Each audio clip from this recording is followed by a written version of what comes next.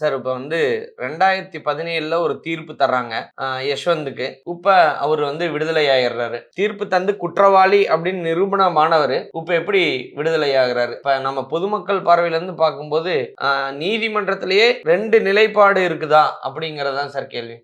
2 நிலைப்பாடுலாம் கிடையாது. ஒரே நிலைப்பாடு தான் கோர்ட்டுக்கு. முதல்ல செஷன்ஸ் கோர்ட்ல நடக்குது. செஷன்ஸ் கோர்ட்ல அந்த ட்ரையல் கோர்ட்ல நெறைய எவிடன்ஸு, டாக்குமெண்ட்ரி எவிடன்ஸு, அப்புறம் விட்னஸ்ஸு, அது மாரி நெறைய விஷயங்கள கணக்குல எடுத்துக்குவாங்க. அப்படி நெறைய விஷயத்துல கணக்குல எடுத்துக்கும்போது, அவர பார்க்கும் பொழுதும், அவருடைய டாக்குமெண்ட்ட வச்சும், அங்க இருக்கிற மேஜிஸ்ட்ரேட் என்ன செய்றாங்க அப்படின்னா, ரைட் இவர் ஒரு குற்றவாளி அப்படின்னு ஒரு தீர்மானத்துக்கு அவங்க முழுவதும் இவர் குற்றவாளின்னு ஒரு ஒரு ஒரு முடிவுக்கு இவரை தண்டனை கொடுத்துறாங்க. ஓகே, தண்டனை கொடுத்ததுக்கு அப்புறமா இவருக்கு மேல்முறையீடு செஞ்சு ஹைகோர்ட்டுக்கு போய் இவர் குற்றமற்றவர்னு நிரூபிக்கிறதுக்கு உண்டான எல்லாவித வாய்ப்பும் கொடுக்கப்படும். அந்த வாய்ப்புல அவருக்கு உண்டான வக்கீல், அந்த அட்வொகேட் கொஸ்டின் ஆஃப் லா, எந்தெந்த ஆதாரங்கள் இவருக்கு சாதகமா இருக்கு அப்படின்றத பார்ப்பாங்க. எப்படின்னா, ஒரு உதாரணத்துக்கு ஒரு இரவு நேரத்துல ஒருத்தர் பார்த்து இவரை சொல்றாரு, இந்த மாதிரி ஒரு தவறு பண்ணிட்டாரு, இவர் தவறு பண்ணியிருக்காருன்னு சொல்றாங்க. இரவு நேரத்துல ஒரு சில பேருக்கு பார்வை கம்மியா இருக்கும். பார்வை கம்மியா இருக்கிறவர் நிறைய பேர் 10 பேர் சொல்றதுனால ஆமா அப்படின்னு சொல்லிடுவாங்க. சோ இத மாதிரி 1, 2 அந்த மாதிரி புகைப்படம், மற்ற நேர காலம், அந்த இடத்துலயே அவர் இல்ல அப்படின்னு நிரூபிக்கிறதுக்கு உண்டான நிறைய விஷயங்கள் அதுல 1, 2 மறைஞ்சிருக்கும். அப்படி இருக்கும்போது அந்த கொஸ்டின் ஆஃப் லா, சட்டத்துல என்ன சொல்றாங்கன்றத பார்த்து மேல்முறையீட்டுல அதை வென்றெடுக்க முடியும். சோ அப்படி இருக்கும்போது விடுதலை ஆகிறது அது ஒன்றும் தவறில்லைன்றது தான் என்னுடைய கருத்து. சார் இப்ப இத பார்க்கும்போது நீதிமன்றம் தீர்ப்பை மாத்தி கொடுத்துட்டாங்களா சார்? அப்ப ஏன்னா முதல்ல அவர் குற்றவாளி அப்படின்னு சொல்லியிருக்கிறாங்க. அப்பவும் அதோட வீடியோ ஆதாரங்கள் எல்லாமே பார்த்து தான் இதை பண்ணாங்க. அப்ப இத ஒரு 8, 9 வருஷ காலம் அவரு உள்ள இருந்திருக்கிறாருல்ல சார்? இப்போ அந்த மாதிரி இருக்கும் பட்சத்துல மேல் ஹைகோர்ட்ல இந்த இந்த தீர்ப்புல உள்ள ஃப்ளா, என்னென்ன தவறுகள் செஞ்சிருக்கு கீழ்கோர்ட்டுன்றத சுட்டி காட்டுறதுக்கு, அதை சரி பண்றதுக்கு ஹைகோர்ட்டுக்கு எல்லாவித உரிமையும் உண்டு. அதனாலதான் அந்த மேல்முறையீடுனே போறது. இப்போ உதாரணத்துக்கு இந்த ஹைகோர்ட்ல போறாங்க, இதுல ஏதாவது ஸ்ட்ராங்கான பாயிண்ட் இருக்கு அப்படின்னு அரசாங்க தரப்பு வக்கீல் நினைச்சாங்க, ஓகே, அந்த மாதிரி பப்ளிக் ப்ராசிக்யூட்டர் நினைச்சாங்கன்னா அவங்க மேல்முறையீடு போலாம். சார் அப்படின்னா இப்ப ட்ரையல் கோர்ட்ல இது செக் பண்ணது தப்பா இருக்குமான்னு பார்க்கலாமா சார்?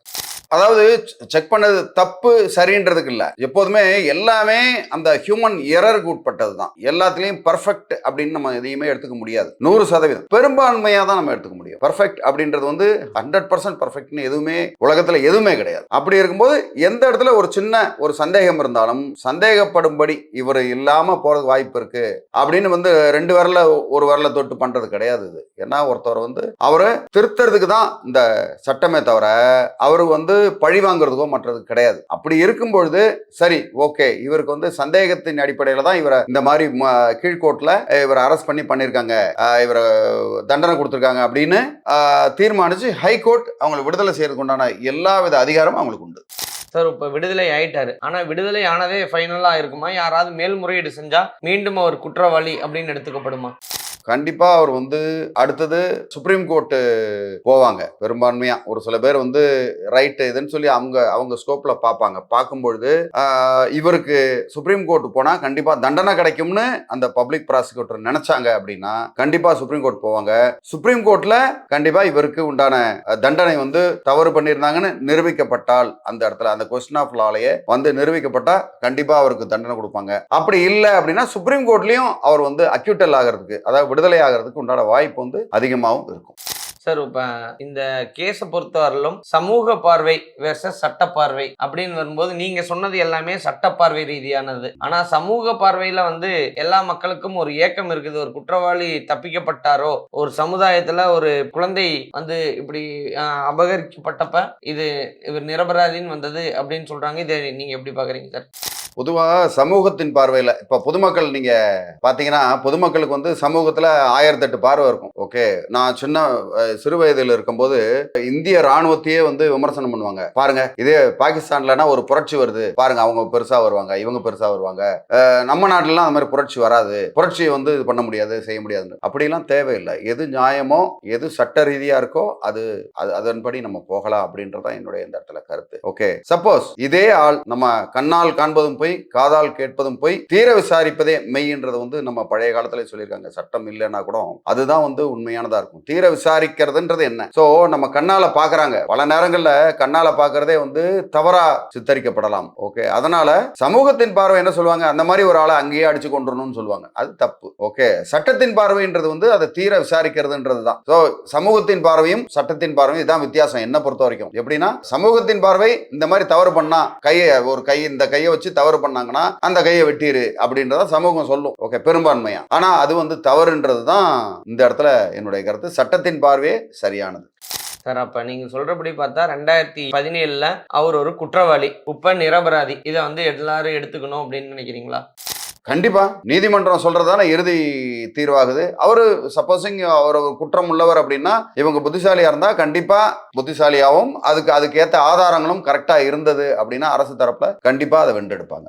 சரிங்க சார், இப்ப 9 ஆண்டுகள் அவர் உள்ள இருந்திருக்கிறாரு. அப்ப அந்த 9 ஆண்டுகள் என்னை தப்பா உள்ள வச்சுட்டீங்க அப்படின்னு சொல்லிட்டு அவர் கிளைம் கேட்க முடியுமா? கண்டிப்பா கேட்கலாம். கண்டிப்பா அவர் வந்து இத மாதிரி எனக்கு வாழ்வாதாரத்துக்கு என்ன பண்ணணும், என்ன செய்யணும்ன்றத அவரு கிளைம் பண்றதுக்கு உண்டான எல்லா வித வாய்ப்புகளும் அவருக்கு கொடுக்கப்படும். சரிங்க சார், இப்போ வந்து அவர் மேல 2 பிரச்சனைகள் முன்வைக்கப்பட்டது. ஒன்று வந்து குழந்தை அபியூஸ் பண்ணது ஒன்று, இன்னொன்று அவங்க மதர் வந்து டெத் ஆன விஷயம். அப்போ ஒரு கேஸ்ல விடுதலை ஆனால் இன்னொரு கேஸ்ல ஒரு குற்றவாளி நிரூபிக்கப்பட்டால் உள்ள போவாரா? கண்டிப்பா அது மாதிரி ஒரு வாய்ப்பு இருக்கு. ஒரு கேஸ்ல வந்து நிரபராதி அப்படின்னு வெளியில வரலாம், இன்னொரு கேஸ்ல குற்றவாளின்றதுக்கு வரதுக்குண்டான வாய்ப்பு ரொம்ப ரொம்ப அதிகமா இருக்கு. அதனால இது போன்ற விஷயங்கள்லாம் வந்து உள்ள அலசி ஆராயும் போதுதான் அதோட சாராம்சம் என்னன்றது தெரியும். மேலும் இது மாதிரி உங்களுக்கு வேற ஏதாவது சந்தேகம் இருந்தாலோ இல்ல நீங்க இது போன்ற சம்பவங்கள் இந்த மாதிரி நடந்திருக்கு, தவறான தீர்ப்பு கொடுத்துட்டாங்க, அதனால பாதிக்கப்பட்டிருக்கீங்க, இல்லைன்னா உங்க நண்பர்கள் பாதிக்கப்பட்டிருக்காங்க, தாராளமா எனக்கு ஒன்று கமெண்ட் பண்ணுங்க, இல்ல பர்சனல் மெசேஜ் பண்ணுங்க. உங்களுக்கு எல்லா உதவியும் செய்யறதுக்கு நான் தயாரா இருக்கேன். நன்றி, வணக்கம்.